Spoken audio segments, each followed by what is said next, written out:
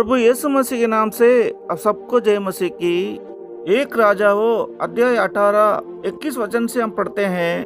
और एलिया सब लोगों के पास आकर कहने लगा, तुम कब तक दो विचारों में लटको रहोगे? यदि यहोवा परमेश्वर हो तो उसके पीछे हो लो, और यदि बाल हो तो उसके पीछे हो लो। लोगों ने उसके उत्तर में एक भी बात ना कही। तब एलिया ने लोगों से कहा, यहोवा के नबियों में से केवल मैं ही रह गया हूँ, और बाल के नबी 450 मनुष्य हैं। इसलिए 2 बछड़े लाकर हमें दिया जाए, और वे एक अपने लिए चुनकर उसे टुकड़े टुकड़े काट कर लकड़ी पर रख दे, और कुछ आग ना लगाएं, और मैं दूसरे बछड़े को तैयार करके लकड़ी पर रखूंगा और कुछ आग ना लगाऊंगा।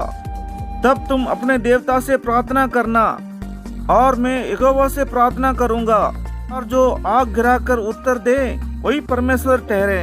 तब सब लोग बोल उठे, अच्छी बात। और एलिया ने बाल के नबियों से कहा, पहले तुम एक बछड़ा चुनकर तैयार कर लो, क्योंकि तुम तो बहुत हो। तब अपना देवता से प्रार्थना करना, परंतु आग ना लगाना। तब उन्होंने उस बछड़े को जो उन्हें दिया गया था लेकर तैयार किया, और भोर से लेकर दोपहर तक वो ये कहकर बाल से प्रार्थना करते रहे, हे बाल हमारी सुन, हे बाल हमारी सुन। परंतु ना कोई शब्द और ना कोई उत्तर देने वाला हुआ। तब वे अपनी बनाई हुई वेदी पर उछलते कूदने लगे। दोपहर को एलिया ने ये कहकर उनका टट्टा किया, ऊंचे शब्द से पुकारो, वो तो देवता है, वो तो ध्यान लगाया होगा, या कहीं गया होगा, या यात्रा में होगा, या हो सकता है कि सोता हो और उसे जगाना चाहिए। और उन्होंने बड़े शब्द से पुकार पुकार के रीत के अनुसार चूरी और बर्चियों से अपने अपने को यहाँ तक घायल किया कि लहूलुहान हो गया। वे दोपहर भर ही क्या वरन बेच चढ़ाने के समय तक नबूवत करते रहे, परंतु कोई शब्द सुनना पड़ा, और ना किसी ने उत्तर दिया और ना कान लगाया। तब एलिया ने सब लोगों से कहा, मेरे निकट आओ, और सब लोग उसके निकट आए।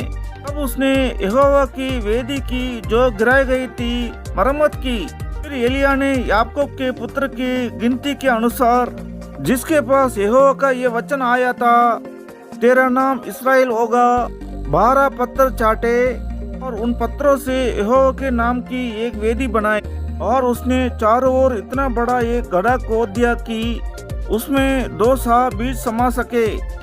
तब उसने वेदी पर लकड़ी को सजाया, और बछड़े को टुकड़े टुकड़े काट कर लकड़ी पर रख दिया, और कहा, 4 घड़े पानी भर के होम बलि पशु और लकड़ी पर उंडेल दो।